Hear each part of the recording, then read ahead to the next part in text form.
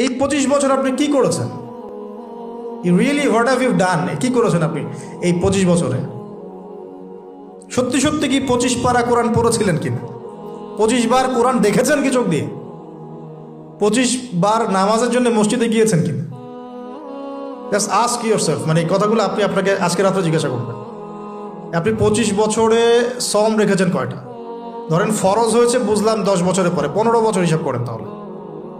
15 বছর কয়টা বই পড়েছেন? কতদিন পড়েছেন? কয় ওয়াক্ত নামাজ পড়েছেন? কত টাকা সাদাকা করেছেন? দিনের জন্য কি করেছেন যেটা করলে ওই যে দুর্বল জায়গা থেকে দিনটা আবার শক্তিশালী হতো? কারণ একা তো হয়নি, সামগ্রিকভাবে হয়েছে। 23 বছরে সামগ্রিকভাবে হয়েছে, দিন তো একা বিষয় হয়নি। তো এই কঠিন ক্যালকুলেশনটা করার পরে এটাও করেন, এই 25 বছরে পাপগুলো কি কি করা হয়েছে, কোনো একটা পাপ বাকি আছে কিনা যা করা হয় নাই। 25 ইয়ার্সের মধ্যে অনেকেই জিনা করে।